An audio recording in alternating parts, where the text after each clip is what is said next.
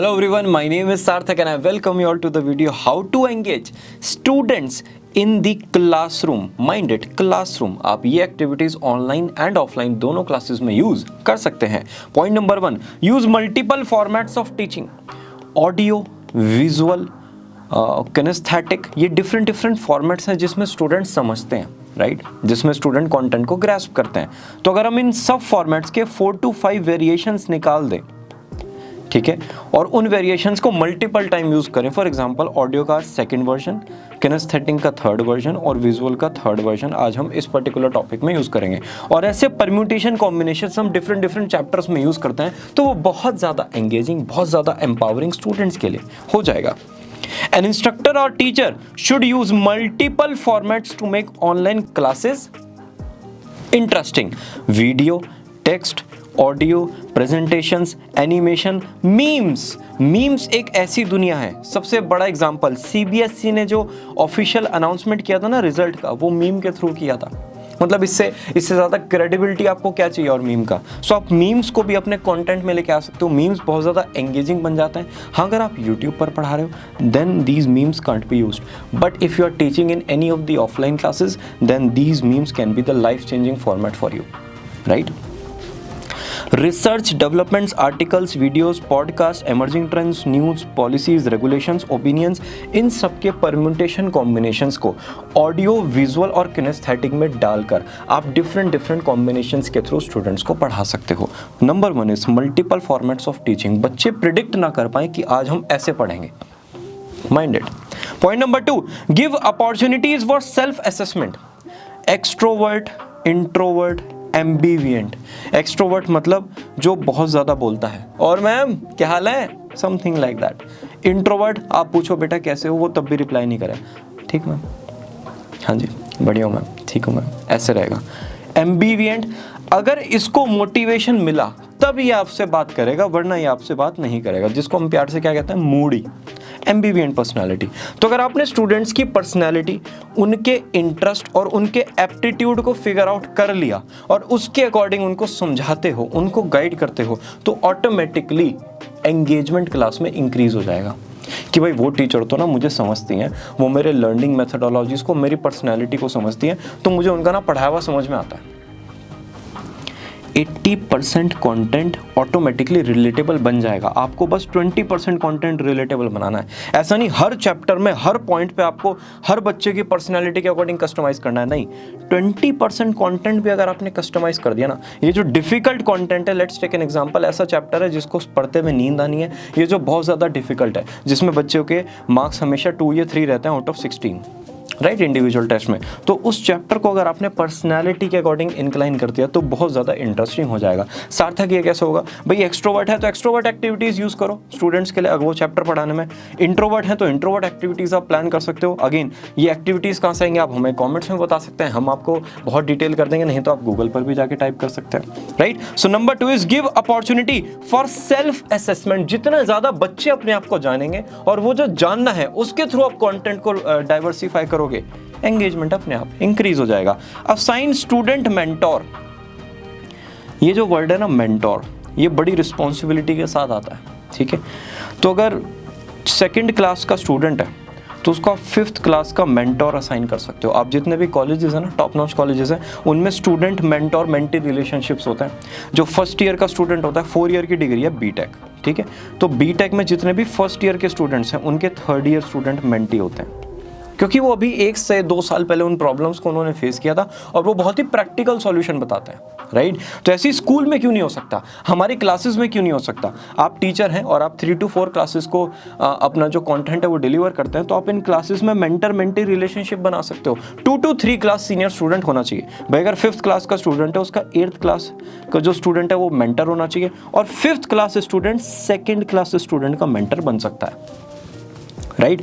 तो कई बार ऐसा होता है ना, मेहनत करो, फल की चिंता मत करो, ये वाली जो बातें हैं, तो ये 5th क्लास का स्टूडेंट 2nd क्लास के स्टूडेंट को कहेगा, तो उसको भी तो अंदर से मोटिवेशन मिलेगा, यार मैं सामने समझा तो रहा हूँ और मैं खुद कर नहीं रहा, राइट. कई बार ये हो जाता है, जैसे हम भी एज अ टीचर कई बार गाइड करते हैं तो हमारे अंदर भी हो जाता है, नहीं यार ये चीज़ तो मुझे भी करनी चाहिए, ये तो मैं भी कर सकता हूँ जब मैं गाइड कर रहा हूँ, तो एग्री। सो यहाँ पर ये स्टूडेंट में मेंटर मेंटी रिलेशनशिप बनने की वजह से ऑटोमेटिकली वो जो प्रॉब्लम्स है ना, जो प्रॉब्लम्स बच्चों को एंगेज होने के लिए रोकती हैं, वो प्रॉब्लम्स अपने वो क्लास सीनियर जो स्टूडेंट्स हैं और जो सक्सेस कोचेज हैं उनसे जाके बात कर सकते हैं।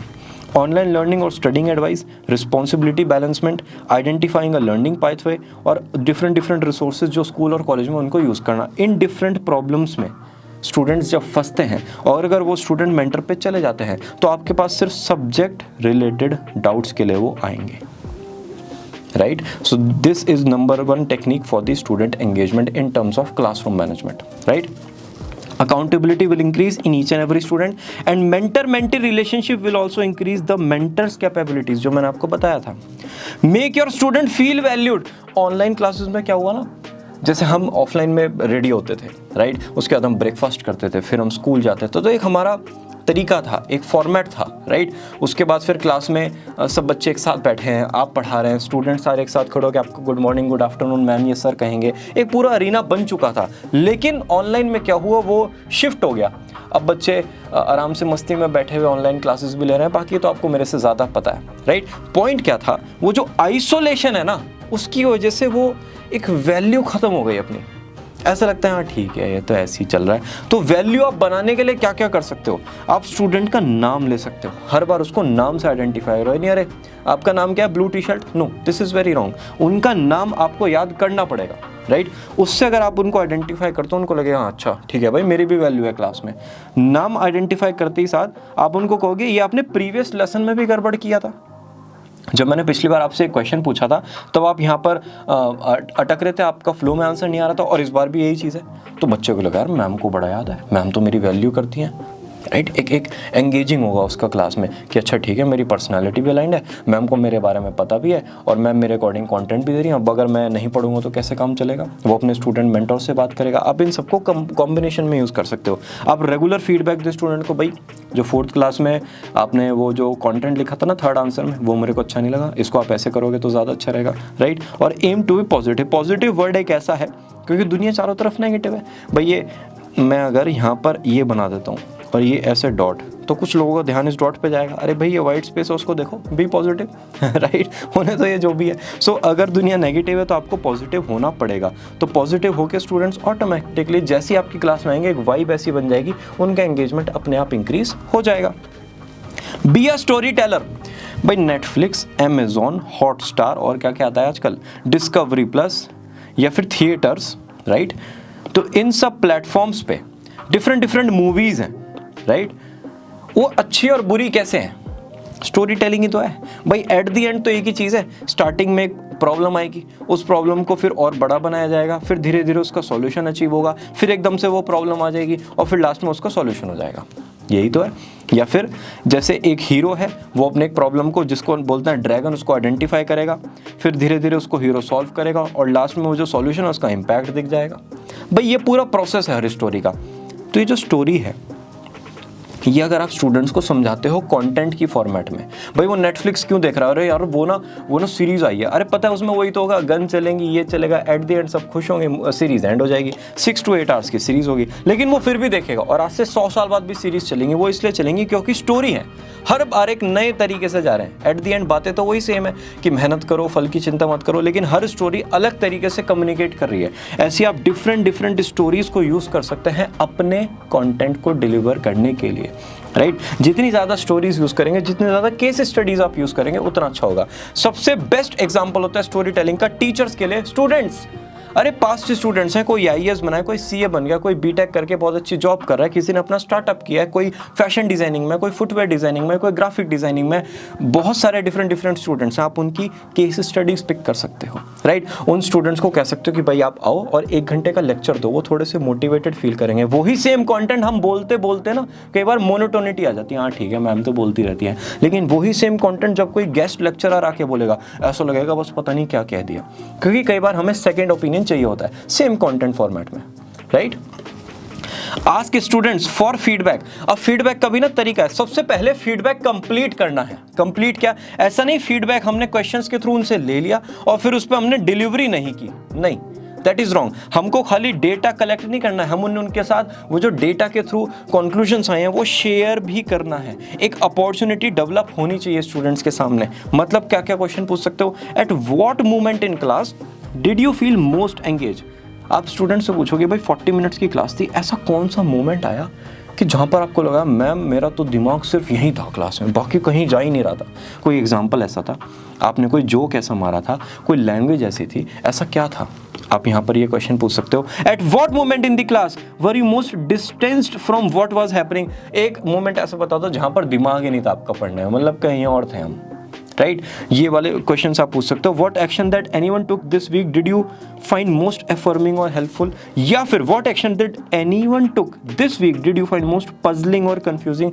ये डिफरेंट क्वेश्चंस जब आप स्टूडेंट से पूछोगे, चाहे मल्टीपल चॉइस हो या फिर चाहे डिस्क्रिप्टिव आंसर्स हो, उससे आपको फीडबैक मिलेगा। Name, email ID, mobile number नहीं पूछना है, ठीक है, नहीं तो फिर थोड़ा सा दिक्कत हो जाती है बच्चों को फीडबैक देने में।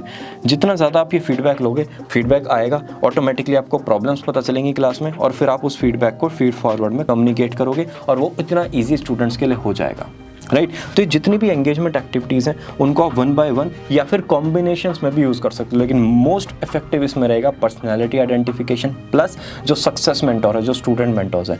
ये लाइफ चेंजिंग बने हैं बहुत सारे टीचर्स के लिए, आप भी प्लीज़ इनको यूज़ कीजिए। Will meet you all very soon in the next video. Bye bye.